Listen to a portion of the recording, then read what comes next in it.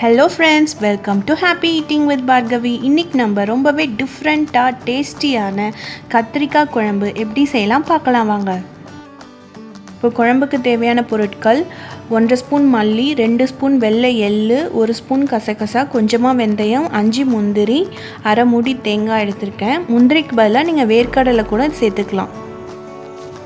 இப்போ நெக்ஸ்ட்டு கத்திரிக்காவை இதை மாதிரி காம்பு கட் பண்ணிவிட்டு இப்படி எக்ஸ் ஷேப்பில் கட் பண்ணி வச்சுருக்கேன்.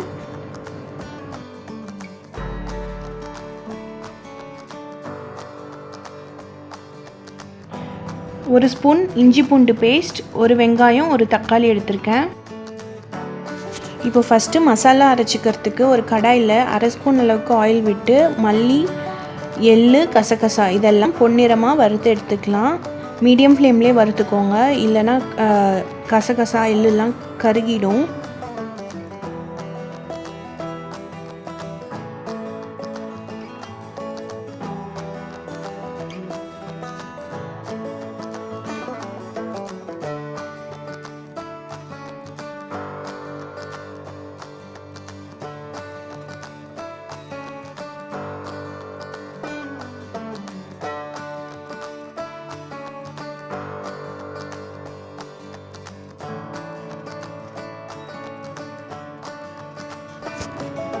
இப்போது மல்லி, கசகசா, எள்ளு எல்லாம் நல்லா வறுபட்டுச்சு. இப்போ இது கூட கொஞ்சமாக வெந்தயம் சேர்த்துக்கிறேன். வெந்தயம் கொஞ்சமாக தான் சேர்த்துக்கணும், நிறையா சேர்த்துக்கிட்டால் கசப்பு தன்மை வந்துடும். இப்போ முந்திரியும் இது கூடவே சேர்த்து நல்லா பொன்னிறமாக நம்ம வறுத்து எடுத்துக்கலாம்.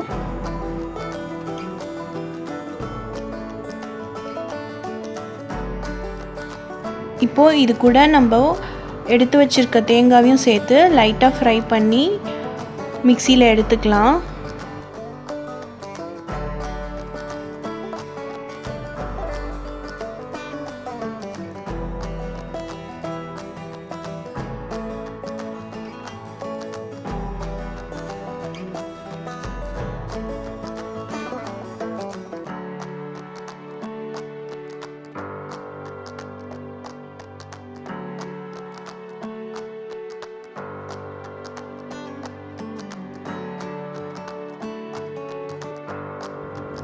இப்போது அதே கடாயில் ஆயில் எதுவும் நான் சேர்க்கலை.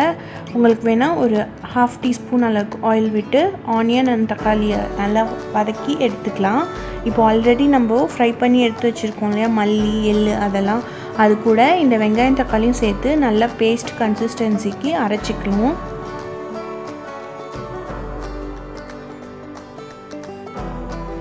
இப்போ வெங்காயம் தக்காளி நல்லா வதங்கிட்டுருக்கு. அதுக்குள்ளே நம்ம புளியை ஊற வச்சிடலாம். ஒரு சின்ன லெமன் சைஸ் அளவுக்கு புளி ஊற வச்சா போதும், இதுக்கு நிறையா தேவைப்படாது, இந்த அளவுக்கு இருந்தால் போதும். இப்போ வெங்காயம் தக்காளி நல்லா வதங்கிடுச்சு. இது ஆறுனதுக்கப்புறம் நம்ம மிக்சியில் பேஸ்ட் பண்ணிக்கலாம். இப்போ நெக்ஸ்ட்டு நம்ம கத்திரிக்காய் ஃப்ரை பண்ணிக்கணும். ஸோ நான் அதே கடாயில் 2 ஸ்பூன் அளவுக்கு ஆயில்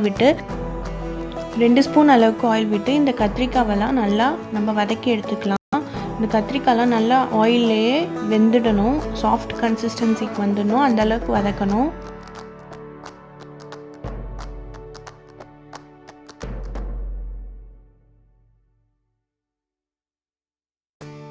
இப்படி வதக்கும் போது ஆயிலெலாம் வெளியே தெரிக்கும். அப்படி தெரிக்காமல் இருக்க ஒரு லிட்டு க்ளோஸ் பண்ணி வதக்கிக்கோங்க.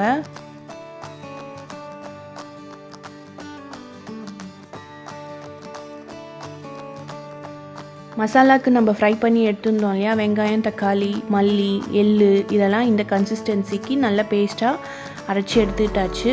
இப்போது கத்திரிக்காய்லாம் நல்லா ஆயிலில் வதக்கிட்டோம். இப்போது பார்த்திங்கன்னா நல்லா சாஃப்டாக இருக்குது கத்திரிக்காய்லாம். இப்போது அதே கடாயில் நான் ஆயில் எதுவும் எக்ஸ்ட்ரா சேர்க்கலை. கத்திரிக்காய் வதக்கின ஆயிலையே நான் 1 ஸ்பூன் அளவுக்கு கடுகு, 1 ஸ்பூன் சீரகம் சேர்த்துக்கிறேன்.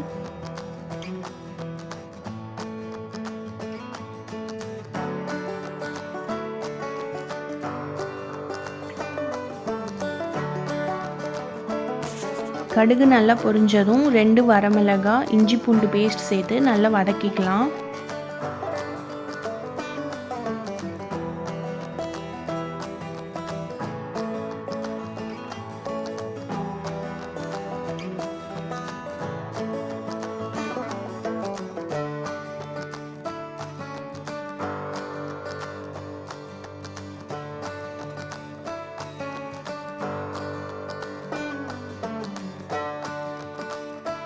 இஞ்சி பூண்டு பேஸ்ட் நல்லா வதங்கினதும் கொஞ்சமாக கருவேப்பிலை, அப்புறம் நம்ம அரைச்சி வச்சிருக்க மசாலாவை சேர்த்து நல்லா வதக்கிக்கலாம்.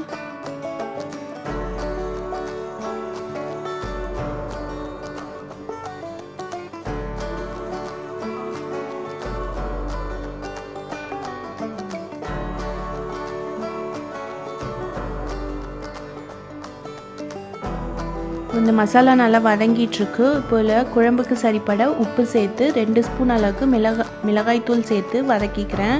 உங்கள் ஸ்பைசினஸ்க்கு ஏற்ற மாதிரி நீங்கள் சில்லி பவுடர் சேர்த்துக்கலாம்.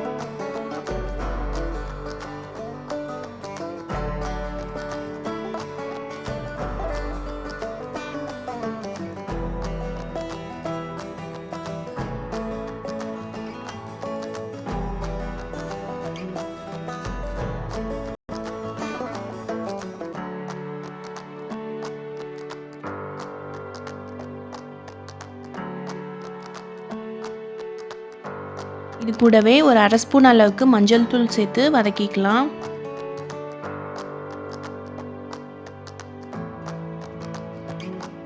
இப்போ மசாலா நல்லா வதங்கிடுச்சு. இப்போ இது கூடவே நம்ம கத்திரிக்காயும் சேர்த்து மசாலா கூட நல்லா மிக்ஸ் பண்ணி விட்டுக்கலாம்.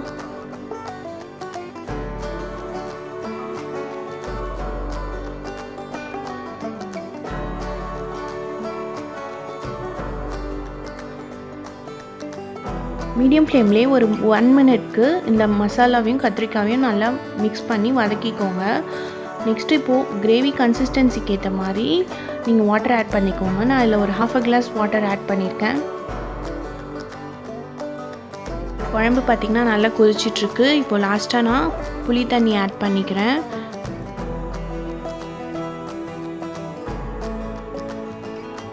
புளி தண்ணி ஆட் பண்ணதுக்கப்புறமா மீடியம் ஃப்ளேம்லேயே ஒரு 3 மினிட்ஸ் to 5 மினிட்ஸ் அளவுக்கு குழம்பை நல்லா கொதிக்க விடுங்க. புளி தண்ணி சேர்த்ததுக்கப்புறமா ஒரு 5லேருந்து 6 நிமிஷம் குழம்பு கொதிச்சா போதும், இறக்கிடலாம். ரொம்பவே டிஃப்ரெண்ட் டேஸ்ட்டில் இருக்கும். இதை நீங்களும் ட்ரை பண்ணி பாருங்கள்.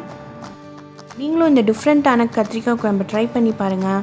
உங்களுக்கு இந்த ரெசிபி பிடிச்சிருந்தா கமெண்ட் பண்ணுங்கள், லைக் பண்ணுங்கள். இந்த வீடியோவை உங்கள் ஃப்ரெண்ட்ஸ் அண்ட் ஃபேமிலிக்கு ஷேர் பண்ணுங்கள்.